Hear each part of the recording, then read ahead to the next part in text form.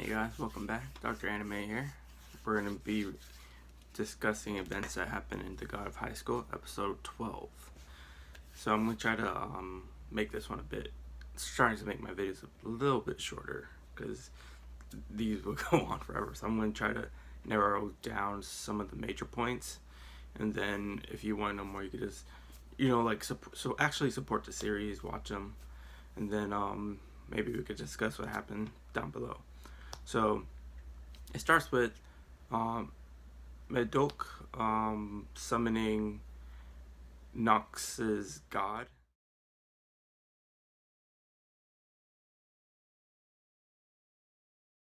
which is that black god thing, like covered in all shadow, whatever, that he summoned before. But this time it turns into like a gold, not a golden Buddha, but like it's kind of similar to a sense. It's what's the word? Oh yeah, it's just a golden Buddha pretty much. And he states that this god is omnipotent, all powerful, which I doubt, because I mean, if it was, there wouldn't be anyone be like Mujin Park was able to at least hold it back a little bit using his gravity powers. And he said himself that like if he didn't have the restraints on his powers, he would be able to at least do better than what he's doing now.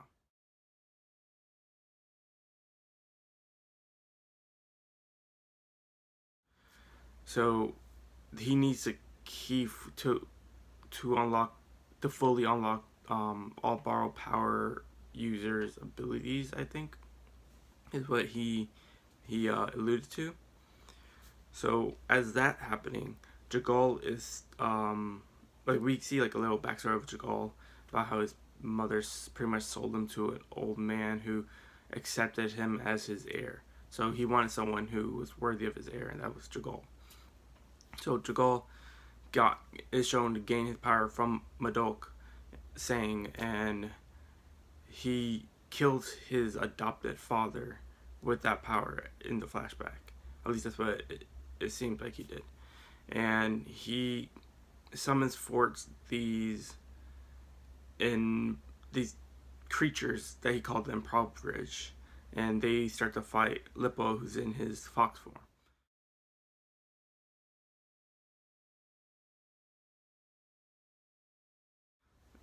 llpyo ultimately defeated by Jegal, who managed to take the key out of his body using his power, and it pretty much gets like taken around until it ends up in Mori's hand, and then Mandeok sees that the key is out, is for like free for the taking kind of thing.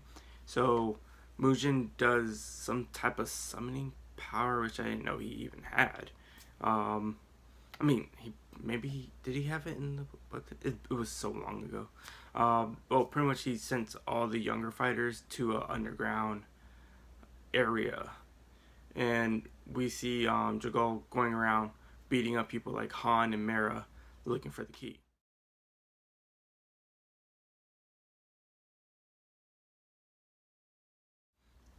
And before he even got there, Han explained that his borrowed power has healing properties with the water. So he was healing llpyo's two teammates who were still hurt, and that's when Jegal came and they fought.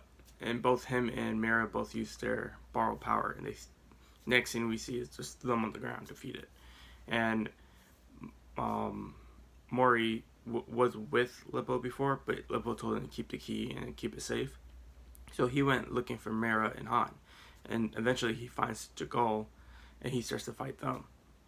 And I said them, tries to fight him, and at first it was no, because Jegal still was, Mori was pretty much on the defensive, and Jegal eventually gains the key, but he doesn't gain it right away because it switches back and forth.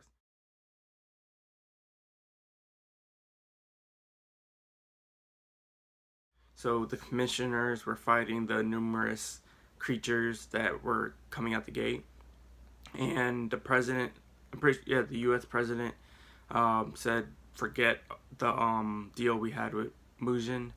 Like, this is the end of the world kind of thing." So they fired off, I think, around 567 nukes to try to destroy this god, and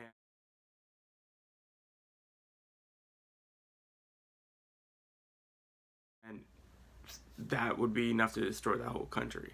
So what else even acts like, are they trying to destroy our country kind of thing?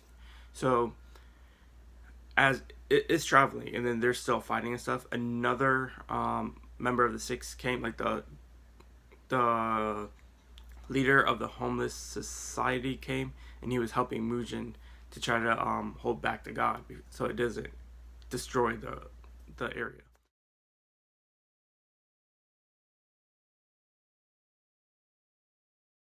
So as that happening, a num another member of the Six comes.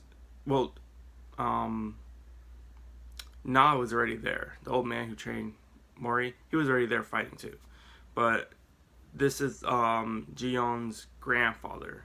His name is Jeon Jason. Jeon Jason, I guess. Yeah, Jason.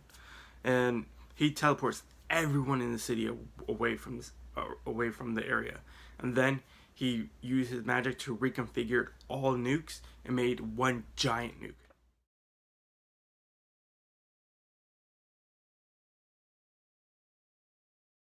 And he uses that to hit the god, and then he summoned a huge meteor right behind it,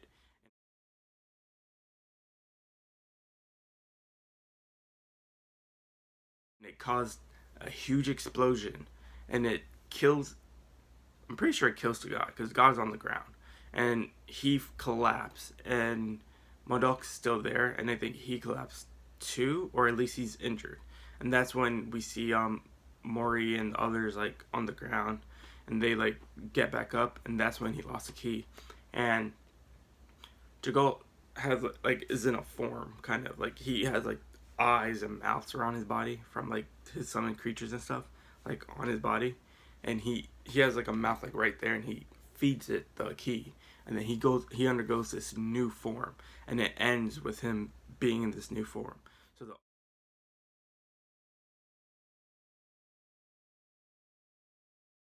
only thing, well, Lippo's out, so like we unless he could somehow like push himself to fight, he's gonna be out. So it's gonna be Mori, and of course we were seeing Mori somewhat hidden power, so we're probably gonna see him full on unlock this form or power that he was hinted at.